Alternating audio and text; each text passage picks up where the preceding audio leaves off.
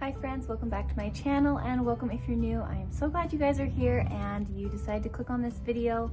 Today I'm going to show you how I cut my hydrangeas for kind of the optimal vase life, and if you want to try and dry them and use them for your decorations throughout the year, this is kind of the perfect time to do that. So I'm going to show you what I look for in mine, what type of hydrangeas I grow specifically, and kind of give you a little bit more information. So if it's your first season growing hydrangeas, or you've grown them for a while but you can't quite figure out the right time to do it, then this video hopefully will give you a little bit of insight. Here are my incredible hydrangeas. These are very similar to the Annabelle hydrangea. They just have a little bit of a sturdier stem. You can see they have very large bloom heads, and so that sturdy stem helps keep them upright a lot. One thing that you want to look for before you cut your hydrangeas is the color. So you can see I have a lot of color variation in here. We have some really white ones, kind of creamy, green, really green over here. So what you want to look for before you cut your hydrangea for the longest vase life is for them to be in more of this green stage. So when they first come out, they're going to be bright lime green. They're going to turn to this pure white, go creamy, and then they're actually going to turn back to this beautiful green color. And this is when you want to cut them. Now I know that that sounds kind of like the opposite of what you should do, but with hydrangeas, they actually do better when they've already dried on the stem. So this one right here is perfect for cutting.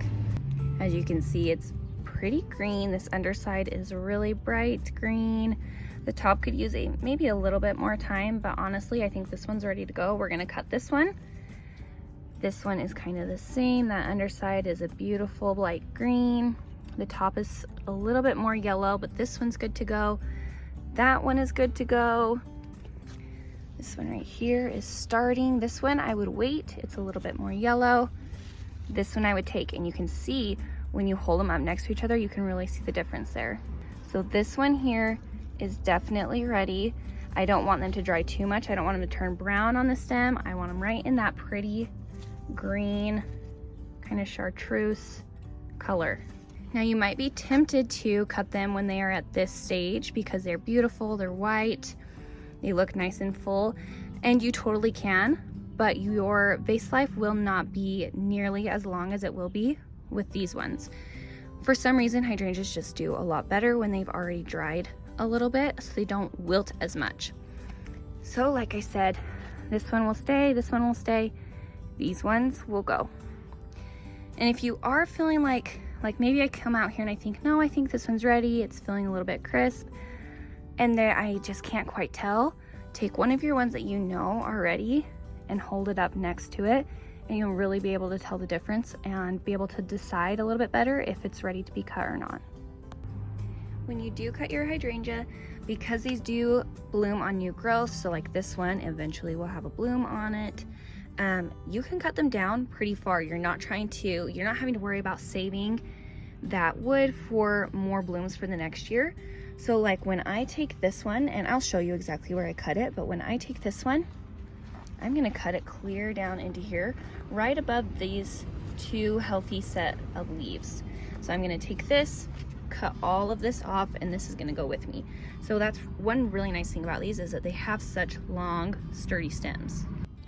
Now the reason that I don't cut them down all the way to the base is because as this hydrangea plant gets older, this is only its first year, so in the coming years it's going to have a lot more blooms, a lot more leaves coming off and stems, and I want it to have a nice sturdy woody base to help hold up all of those big hydrangea heads. So I'm not going to cut it completely down to the base.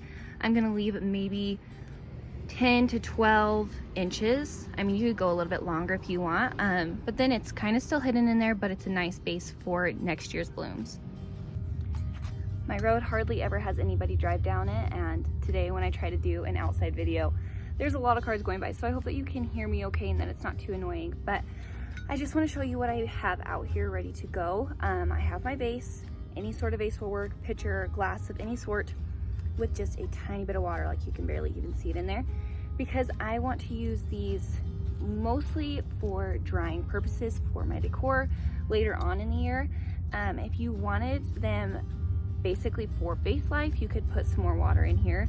You want to keep nice fresh water in it, but because I'm not doing that, the easiest way for me to dry hydrangeas is just to put very little bit of water in the bottom, and then I let it sit and they'll soak up the water, and once it's gone, and they don't get any more. The next thing that I have is obviously just a pair of scissors. It'd be awesome if you had flower pruning shears. I do not, so I'm just using a pair of kitchen scissors.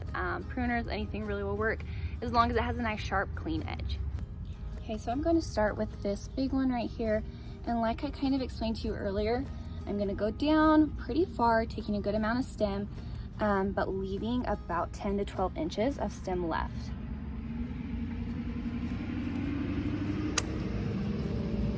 Just like that. Now what you're going to do is you're going to take these leaves and you're going to pop these off. This is just going to make it so that you're not sending and using extra energy for the leaves when you want it all to go to the beautiful flower, petals. So you're just going to pop all of those off. So that's what you have left, and it's going to go straight into my water. So even though these ones are really little, these you could take too, depending on what you wanted to use them for. I'm going to take this one once I get the grasshopper off of it.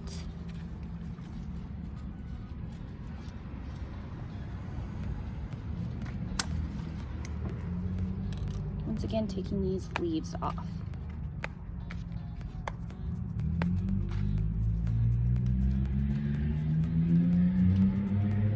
And straight into the water. Okay, the rest of these on this side I'm going to leave. This one you can see is a little burnt. That's okay because eventually it might turn brown anyways. But once you are done cutting the blooms that you like I'm not going to take these little ones just because for my decor I would rather have the big blooms, so I'm going to leave these, and I'm going to leave them until they brown. All winter long they are going to stay on here, and in the spring then these blooms will come off.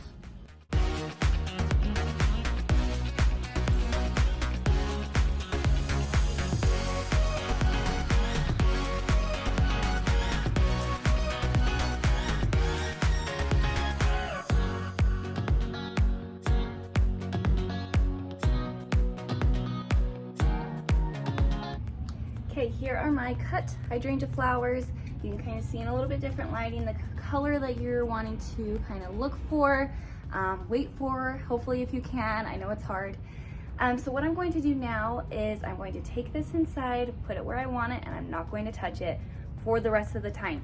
So like I said, there's just maybe an inch of water in the bottom of this vase, because for my purposes, I am looking to dry them. If you don't want to dry them, you can add more water, and then you just want to make sure that you're keeping that water fresh and clean. But if you do want to dry them, just barely any water, maybe an inch or so, and you're gonna leave it be. Let it evaporate, let them drink it up, take it in, and then once it's gone, and they should dry out beautifully, kind of just in this form.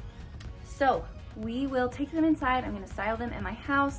You don't want to clutter too many into a vase. You want to let them have air to be able to breathe. So if you have a lot, this is just off of one of my plants. So I could leave them all in this vase because they are a little spread out, but I will probably split it into 2 vases. So yeah, we just want to give them a little bit of room to breathe and to dry out on their own. And then once they are dry, you can of course pack them all into one vase if you would like to. But we are going to take them inside, and then I will update you guys in a couple of days, show you what they should be looking like. Kind of, yeah, just give you an update. And I hope that this will help you be able to cut yours more confidently and maybe give you a little bit of some encouragement to wait, let them get a little bit more green, because I know that is so hard to wait on them. At least for me, it's very hard to wait until that they are actually ready to be cut.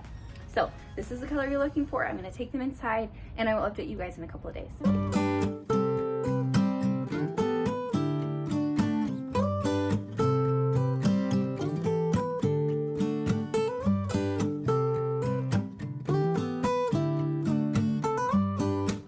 Okay friends, it is 2 days later and all of the water out of my vase is gone, and this very first hydrangea is starting to dry out. I wanted to make a little bit of a note for you. So this hydrangea that I'm showing you right here had a little bit more of the yellow color, and it's definitely turning more brown than the rest of them. So like this one here is definitely green without any yellow, and it has stayed more green throughout the drying process. So now in this clip, they're 3 to 4 days. passed from when I cut them, so all of the water is gone. They are completely dried out, and you can see that the green ones stay a little bit more green with like a hint of pink, whereas the ones that had some yellow on them are more brown. So that's something to keep in mind depending on what your color result that you want to end with. So I hope that this gave you guys some inspiration and helped you to know when to cut your hydrangeas.